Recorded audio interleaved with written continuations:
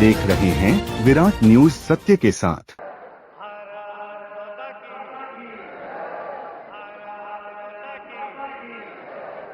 ધન્યવાદ। આજના આ ઐતિહાસિક અવસરે આપણી સૌની વચ્ચે ઉપસ્થિત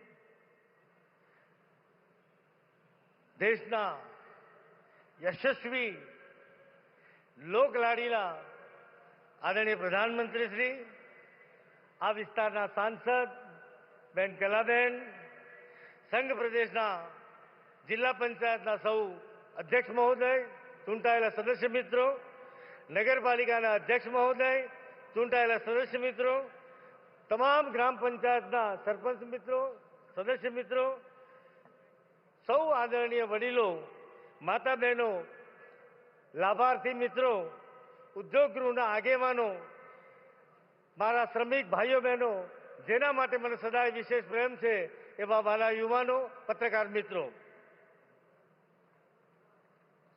આજે વિશ્વની સૌથી મોટી લોકશાહીના મહાનાયક, ભારતને વિશ્વ પટલ ઉપર નવી ઓળખ આપનાર વિશ્વ નેતા, દેશને વિકાસના શિખર તરફ લઈ જનાર ભારત માતાના પનોતા પુત્ર, આપણા સૌના પ્રેરણા સ્ત્રોત્ર અને માર્ગદર્શક યશસ્વી પ્રધાનમંત્રી શ્રીનું સંઘ પ્રદેશ વતી પ્રદેશની પાવન ધરા પર વંદન સહ અભિનંદન કરી હૃદયપૂર્વક સ્વાગત કરું છું। આજનો દિવસ સંઘ પ્રદેશ માટે એક ઐતિહાસિક અને અવિસ્મરણીય દિવસ રહેશે। આપણે સૌ ભાવ વિભોર છીએ, આનંદિત છીએ, ગર્વિત છીએ। આદરણીય પ્રધાનમંત્રી શ્રીનું સંઘ પ્રદેશમાં આગમન આપણા માટે એક ઉત્સવથી ઓછું નથી। જ્યારે પણ તેઓ આપણી વચ્ચે આવે છે ત્યારે મહેમાન નહીં, પરંતુ આપણા માર્ગદર્શક અને પરિવારના મુખિયા તરીકે આપણી સમક્ષ આવે છે। મિત્રો, આદરણીય પ્રધાનમંત્રી શ્રીએ એમના કાર્યકાળ દરમિયાન દેશ હિતને સર્વોચ્ચ પ્રાથમિકતા આપી વિકસિત ભારતના દ્રઢ સંકલ્પ સાથે વિકાસની યાત્રાનો પ્રારંભ કર્યો છે। મિત્રો, આદરણીય પ્રધાનમંત્રી શ્રી એમના કાર્યકાળ દરમિયાન એક દિવસની છુટ્ટી લીધી નથી, રજા લીધી નથી। 12 કલાક, 15 કલાક, 18 કલાક સુધી આ દેશવાસીઓ માટે પરિશ્રમની પરાકાષ્ઠા કરી। અહીંયા તો બધા પોર્ટુગીઝ પાસપોર્ટ વાળા પણ છે, તમને જેટલેટની અસર થાય છે, સાહેબે જેટલેટની પણ પરવા કરી નથી, એમને ક્યારેય એની અસર થઈ નથી। ગમે તેટલો વિદેશ પ્રવાસ કર્યો હોય, સવારે ફ્રેશ હોય। આ અથાગ પ્રયત્નના કારણે દેશને વૈશ્વિક સ્તર પર એની પોતાની ઓળખ બનાવી છે। એટલું જ નહીં, વિશ્વની ત્રીજી આર્થિક મહાસત્તા બનાવવાનો દ્રઢ સંકલ્પ કરી એના ભગીરથ પ્રયાસો પણ કર્યા છે। દેશવાસીઓના કલ્યાણ અર્થે અને અનેક યોજનાઓને સફળતાપૂર્વક લાગુ કરી એનો અમલ કરાવી દેશની દિશા અને દશા બદલી છે। આ બધી જ યોજનાઓની વાત કરીએ તો ટૂંકાણમાં બોલતા બોલતા શ્વાસ ચડી જાય એટલી યોજનાઓ છે। આ બધી જ યોજનાઓ અંતિમ પંક્તિમાં બેઠેલા મારા ગરીબ, પીડિત, શોષિત, વંચિત, આદિવાસી એમના માટેની યોજનાઓ છે। મિત્રો, આ યોજનાઓ એટલે કેટલી યોજનાઓનો પ્રારંભ કર્યો। પ્રધાનમંત્રી જન આરોગ્ય યોજના, જેને મોદી કેર કહીએ છીએ, પ્રધાનમંત્રી જીવન જ્યોતિ યોજના, પ્રધાનમંત્રી સુરક્ષા યોજના, અટલ પેન્શન યોજના, પ્રધાનમંત્રી આવાસ યોજના, ઉજ્જવલા યોજના, ઉજાલા યોજના, ઉડાન યોજના, ઓડીએફ, સ્વચ્છ ભારત અભિયાન, જલ જીવન મિશન, ડીબીટી, જનધન યોજના, મેક ઇન ઇન્ડિયા, દીનદયાળ અંત્યોદય યોજના, પ્રધાનમંત્રી કૌશલ વિકાસ યોજના, સુકન્યા સમૃદ્ધિ યોજના, ગરીબ કલ્યાણ રોજગાર યોજના, સ્વામિત્વ યોજના, ડિજિટલ યોજના, પ્રધાનમંત્રી કિસાન સન્માન નિધિ યોજના, પ્રધાનમંત્રી ફસલ યોજના, પ્રધાનમંત્રી મુદ્રા યોજના, પ્રધાનમંત્રી પોષણ શક્તિ નિર્માણ યોજના અભિયાન, ખેલો ઇન્ડિયા, પ્રધાનમંત્રી માતૃત્વ વંદના યોજના, પ્રધાનમંત્રી વિશ્વકર્મા યોજના, મિત્રો શ્વાસ ચડી જાય એટલી યોજનાઓનો પ્રારંભ આદરણીય પ્રધાનમંત્રીશ્રીએ આ દેશના નાગરિકો માટે કરી છે, એના પીડિત, શોષિત, વંચિત લોકો માટે કરી છે. અને મિત્રો પરિણામ મળ્યા. આના કારણે આ યોજનાઓના લાભાર્થીઓ આ દેશના યુવાનો, જવાનો, કિસાનો, મહિલાઓ, શ્રમિકો, દલિત, પીડિત, શોષિત, વંચિત, આપણને સૌને આ યોજનાઓના લાભ મળ્યા. અને એના કારણે 25 કરોડ કરતા વધુ ગરીબીથી ઉપર લોકો આવ્યા. આ એનું ઉત્તમ ઉદાહરણ છે. આપ સાક્ષાત આપણને એનું પરિણામ છે. મિત્રો, આની સાથે સાથે સંઘ પ્રદેશના ઉત્થાન માટે પણ આદરણીય પ્રધાનમંત્રીશ્રીની અસીમ કૃપા, એમના આશીર્વાદ અને સીધા માર્ગદર્શનના કારણે આ સંઘ પ્રદેશની દશા અને દિશા બદલાઈ છે. એટલું જ નહીં, એની તસવીર અને તકદીર બદલાઈ છે. મિત્રો, એ સમયે તો અહીંયા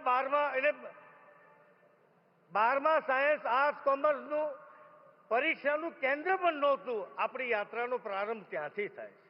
એની જગ્યાએ આજે એવી એક ઉચ્ચ શૈક્ષણિક સંસ્થા નહીં હોય કે જે આ સંઘ પ્રદેશમાં નહીં હોય. એનું સંપૂર્ણ શ્રેય પરમ આદરણીય પ્રધાનમંત્રીશ્રીને જાય છે. એમના થકી જ આ સંભવ બન્યું છે. મિત્રો, આજે બોર્ડના પરિણામની વાત કરીએ. મેં દિવસો પણ 10 વર્ષ પહેલાના જોયા છે. બોર્ડમાં આપણે સૌથી અંતિમ પંક્તિ શ્રેણીમાં આપણે રહેતા હતા. આજે આપણે બોર્ડમાં પ્રથમ પંક્તિમાં પહોંચી જવાનું માત્ર 10 વર્ષના ટૂંકા ગાળામાં આ સંભવ બન્યું છે. મિત્રો, ઉચ્ચ શિક્ષણની વાત કરીએ તો એક નાનકડો દ્રષ્ટાંત આપું. નર્સિંગ કોલેજની પ્લેસમેન્ટ મુંબઈની હોસ્પિટલોમાં 100% પ્લેસમેન્ટ જો કોઈનું થયું હોય તો દાદરા નગર હવેલી, દમણ દીવની નર્સિંગ કોલેજની મારી દીકરીઓના એમને ત્યાં રોજગાર મળ્યો છે. આનાથી ઉત્તમ બીજું શું હોઈ શકે? મિત્રો, શિક્ષણ માટે સંઘ પ્રદેશે વિશેષ ચિંતા કરી છે. 250 કરોડ રૂપિયાની નવી સ્કૂલો બનાવી અને બીજી 250 કરોડ રૂપિયાના ખર્ચે નવી સ્કૂલોનું બનાવવાનું આયોજન પણ કરેલ છે. પરિસ્થિતિ એ બની છે, વિદ્યાર્થી અને વાલીઓમાં શિક્ષણની ભૂખ જાગે છે. એની વિચાર બદલાયો છે, એનો સોચ બદલાઈ છે. મિત્રો, 2019માં બાજુમાં મેડિકલ કોલેજનું જ્યારે ગ્રાઉન્ડ હતું, આ જ ગ્રાઉન્ડ ઉપર આદરણીય પ્રધાનમંત્રીશ્રીએ એનો શિલાન્યાસ કર્યો હતો. મેડિકલ કોલેજનું ઉદ્ઘાટન પણ આદરણીય પ્રધાનમંત્રીશ્રીએ કર્યું. આદરણીય પ્રધાનમંત્રીશ્રી જેનું શિલાન્યાસ કરે છે એનું ઉદ્ઘાટન પણ કરે છે. જે કહ્યું તે કર્યું એ પુરવાર કરે છે. મિત્રો, આરોગ્યમાં જરૂરિયાત અને ધારાધોરણ મુજબના તમામ વેલનેસ સેન્ટર બન્યા. ખાનવેલની હોસ્પિટલ હોય, મરવડની હોસ્પિટલ હોય, પાટી ખાતે નવું આયુર્વેદિક સેન્ટર હોય, આ બધી જ સુવિધાઓ અહીંયા સંઘ પ્રદેશમાં ઉપલબ્ધ થવા જઈ રહી છે. એનાથી વિશેષ પ્રધાનમંત્રી જન આરોગ્ય યોજના મિત્રો આપણા સૌના માટે આશીર્વાદરૂપ રહી છે. બીમારીમાં કોઈની સામે હાથ લાંબો કરવો પડે, લાચારી આર્થિક સંક્રમણના કારણે કરવી પડે, આ દિવસો દૂર થયા છે. એનો સંપૂર્ણ શ્રેય માત્ર ને માત્ર આદરણીય પ્રધાનમંત્રીશ્રીને જાય છે. એમના થકી આપણને આ બીમારીમાંથી જે રાહત મળી છે એનું આ એક ઉત્તમ ઉદાહરણ છે. મિત્રો, આપણે ઘરમાં આપણા ઘરના વડીલ આપણી ફિટનેસ ઠીક ના હોય, આપણા શરીર ઉપર ફેટ વધી ગઈ હોય, ખાવામાં તેલનું પ્રમાણ વધ્યું હોય તો મિત્રો આ ચિંતા કરવાની જવાબદારી ઘરના વડીલની.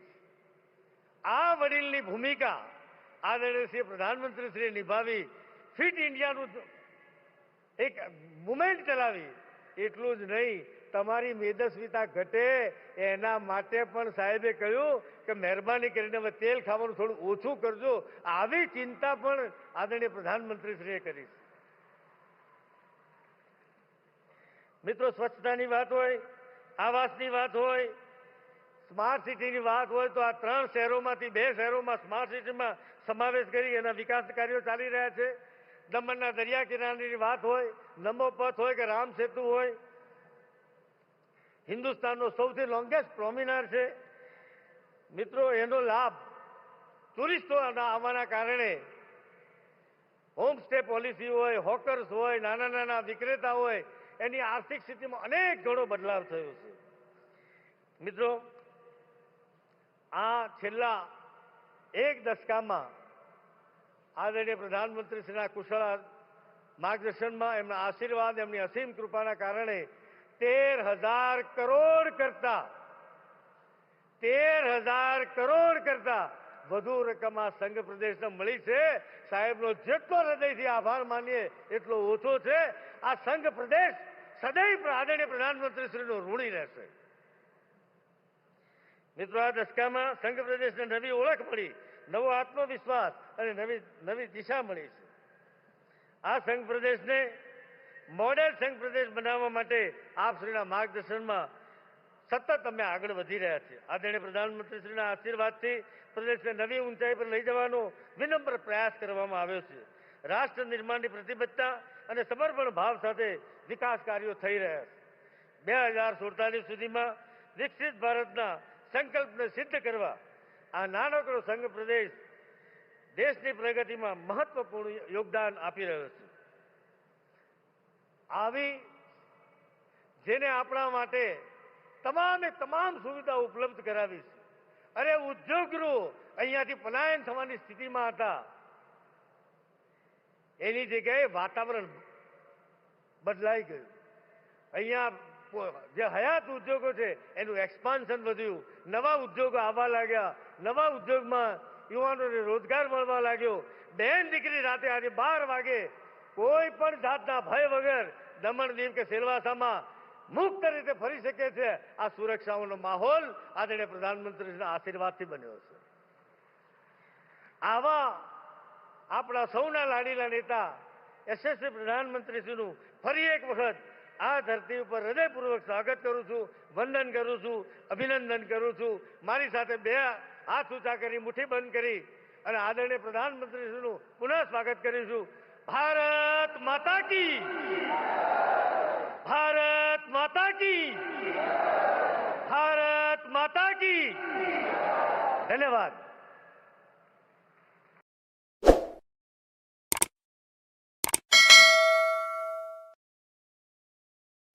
आप देख रहे हैं विराट न्यूज सत्य के साथ।